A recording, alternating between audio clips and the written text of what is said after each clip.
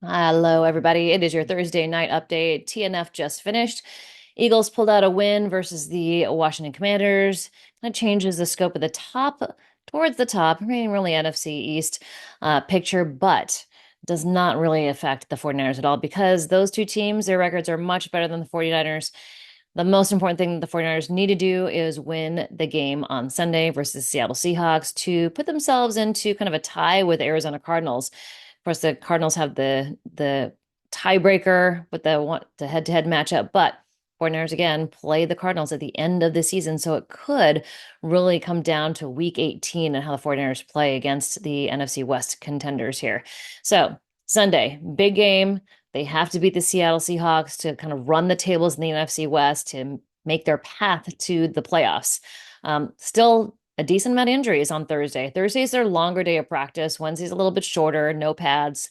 Thursday is a padded practice. It's a longer day. Still no Mitch Wishnowsky, back issues. So it looks like Pat O'Donnell, 10-year vet, played mostly with the Bears. He will probably get called up from the practice squad and he'll be punting on Sunday. Mitch Wishnowsky still dealing with some back issues. They're trying to find a different course of treatment for him. So it sounds like it's a little bit more serious than we thought in the past. Kevin Givens, still not back at practice. I know he's not like a kind of marquee name, but he's a guy that's been a rotational player for the defensive line for a while. I mean, when Nick Bosa said, yeah, it's just me and Kevin Givens. We're the only guys that have been here, from last year, other than Javon Hargrave, who's out for this season. But I also go back to when Nick Bosa said, I think someone got called up from the practice squad. Oh, Evan Anderson got called up, and he's like, oh, did he take Kevin Givens' spot? And so I think Kevin Givens, core muscle, I think it's kind of a little bit more serious in their thinking, but I don't think they wanted to put him on IR because you can only call back from IR so many players. One of those guys was Christian McCaffrey, Talanoa Hufanga. So they're kind of using those spots, and they're really for kind of guys that they think are going to be key players that they really need to do it for. Yetur Gross-Matos was another guy, IR, windows open. He could play on Sunday. He's been a full participant in practice. All right, so no Kevin Givens, no Charvarius Ward. He's still in Texas with family. His daughter's birthday would have been Sunday. Not sure he actually makes it back. I think he needs to take time to heal.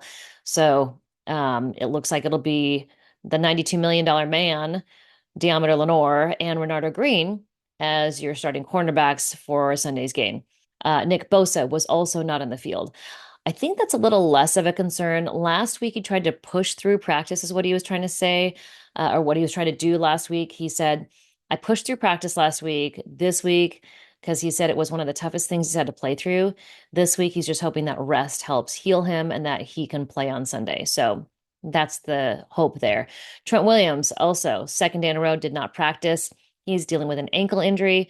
I do think he plays, though. He was hanging out in the locker room, kind of lounging on the couch. So it's not like he was hiding. It's not like he was going to get treatment somewhere else.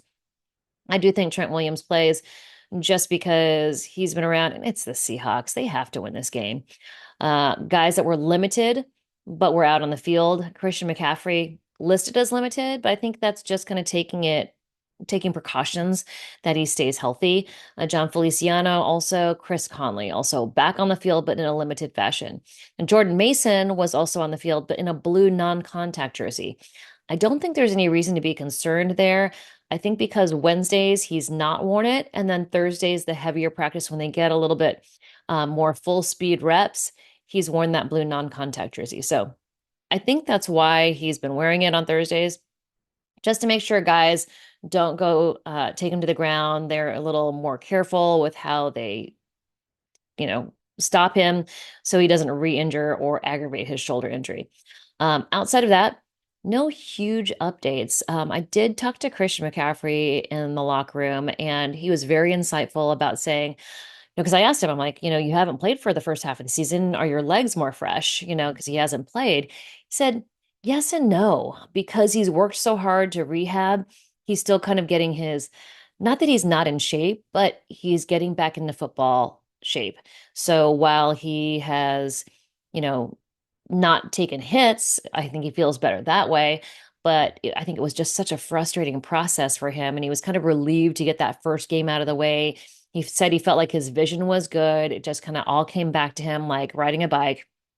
And I asked him about his vision, and he actually told me, he's like, sometimes starting fresh is better for a running back because then it's just purely instincts.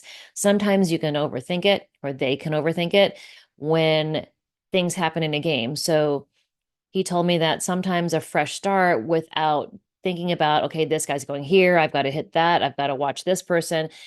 Guys can kind of have patterns. And then if they're expecting those patterns from the defense that's blocking them, it can kind of affect him and maybe second guess things that he's supposed to do, and then he can miss a play. So he's kind of enjoyed getting back on the field. Um, I also talked to him about the pass from Brock Purdy that went deep to the right side. And I asked him, like, where was the ball when you turned around and looked for it? And he said, I turned around and looked at it and it was halfway to me already. He has so much respect for Brock Purdy. He said, not everybody can do that. He's like, you either have it or you don't.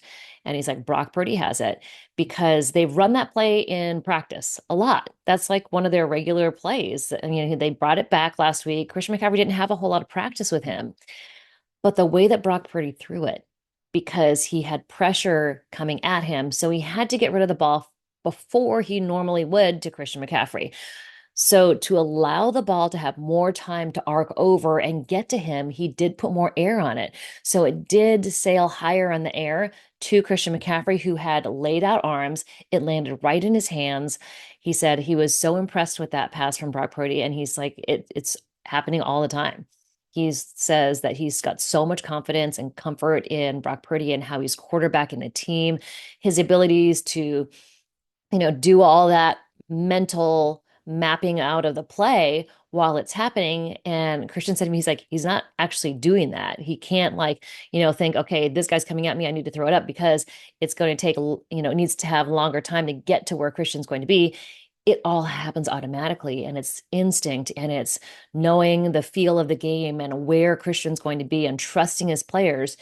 There was that other play where he threw it out again to that same side, and Jawan Jennings kind of crossed the field and caught the ball. And it's that same thing, trusting that those guys are going to be where they're supposed to be and getting the ball to that point exactly when they're going to be there where no one else can reach it.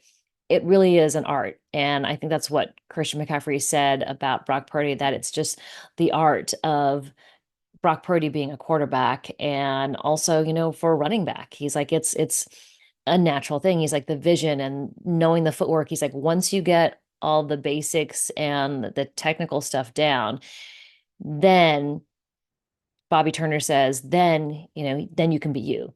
But there's all these different points of contact where they have to, the footwork that has to go in, making sure they hit the hole at the right time. Sometimes, a little bit too much hesitation, they miss the hole. Too going too aggressively, they miss the opening as well. So it's really interesting, kind of just football talk with Christian McCaffrey, totally off the record. He had his scrum where everybody was talking to him.